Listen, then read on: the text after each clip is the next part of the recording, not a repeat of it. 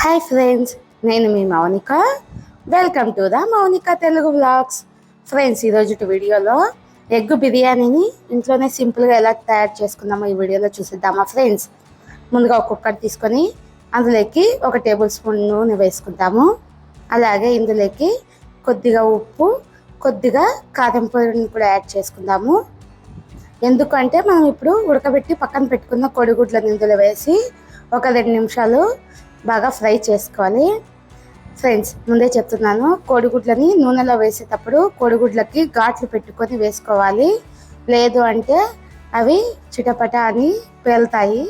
So అందుకు కోడిగుడ్లకి మధ్యలో ఘాట్లు పెట్టుకొని మీరు దీంట్లో వేసుకొని బాగా ఫ్రై చేసుకోండి. చూడండి, వీడియోలో చూపించినట్టు కొద్దిగా మనకు కలర్ చేంజ్ అయ్యేంత వరకు ఫ్రై చేసుకోవాలి. ఇలా చేంజ్ అయిన తర్వాత దీన్ని పక్కన తీసేసుకుందాము. ఇప్పుడు అదే నూనెలోకి మళ్ళీ ఒక 2 టేబుల్ స్పూన్ల నూనెని యాడ్ చేసుకుందాము. నూనెని యాడ్ చేసుకొని ఇప్పుడు ఇందులోకి బిర్యానీకి ప్రిపేర్ చేయాలి కదా.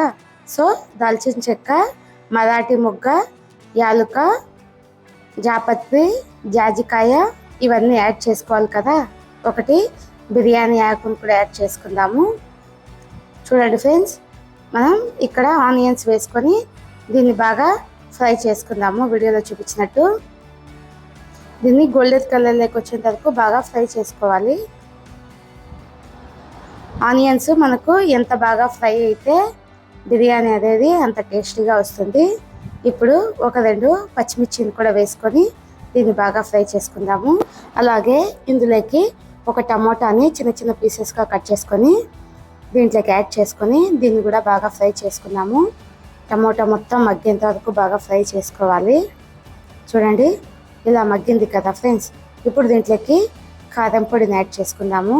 అలాగే కొద్దిగా ఉప్పుని యాడ్ చేసుకుందాము. ఇప్పుడు కొద్దిగా ధనియాల పొడి, అలాగే కొద్దిగా బిర్యానీ మసాలా కూడా వేసుకున్నాను. దీన్ని మొత్తం బాగా ఫ్రై చేసుకుందాము. చూడండి ఫ్రెండ్స్, ఇలా బాగా ఫ్రై చేసుకొని ఇప్పుడు ఇందులోకి వాటర్ని యాడ్ చేసుకుందాము. మనము 1 కప్పు బియ్యానికి 1.5 కప్పు వాటర్ అయితే సరిపోతాయి. అదే బాస్మతి రైస్ అయితే 1 కప్పు బియ్యానికి 1 కప్పు వాటర్ అయితే సరిపోతుంది, ఎక్కువ అవసరం లేదు. ఇందులోకి కొద్దిగా పుదీనా, కొద్దిగా కొత్తిమీరని కూడా వేసుకొని దీన్ని కూడా బాగా ఫ్రై చేసుకోవాలి. ఇప్పుడు నేను కొద్దిగా అల్లం వెల్లుల్లి పేస్ట్ వేస్తున్నాను. నేను అల్లం వెల్లుల్లి పేస్ట్ ఇప్పుడు ఎందుకు వేసాను అంటే టేస్ట్ అనేది కొద్దిగా మనకు వెరైటీగా వస్తుంది కాబట్టి ఇప్పుడు వేసాను. అలాగే ఇందులోకి కొద్దిగా నెయ్యి, కొద్దిగా పసుపు వేసుకొని దీన్ని మొత్తాన్ని ఒకసారి బాగా కలుపుకుందాము. చూడండి ఫ్రెండ్స్, ఇలా ఎసురు మరిగేటప్పుడు మనం బియ్యాన్ని యాడ్ చేసుకుందాము. బియ్యం అనేది ముందు వేయకండి, ఎసురు మరిగేటప్పుడే వేయండి ఎప్పుడైనా సరే బిర్యానీకి. ఇలా వేసాం కదా. ఇప్పుడు ఇందులోకి కోడిగుడ్లను మనం ముందుగా వేయించి పెట్టుకున్నాం కదా, ఆ కోడిగుడ్లన్నిటిని పెట్టేసుకొని మూత పెట్టేసుకుందాము.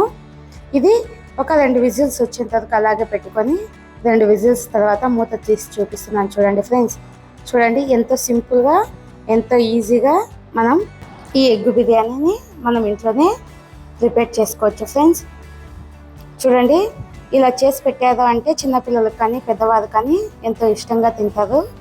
దీన్ని మొత్తాన్ని ఒక ప్లేట్లోకి తీసేసుకుందాము.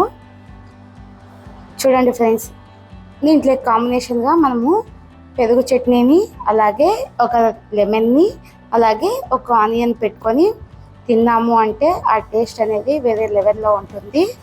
ఇలాంటి మరిన్ని వీడియోల కోసం నా ఛానల్ని సబ్స్క్రైబ్ చేసుకోండి friends. Thank you for watching. నా వీడియో కనుక మీకు నచ్చినట్లయితే లైక్ చేయండి, షేర్ చేయండి అండ్ సబ్స్క్రైబ్ చేసుకోండి friends. Thank you for watching.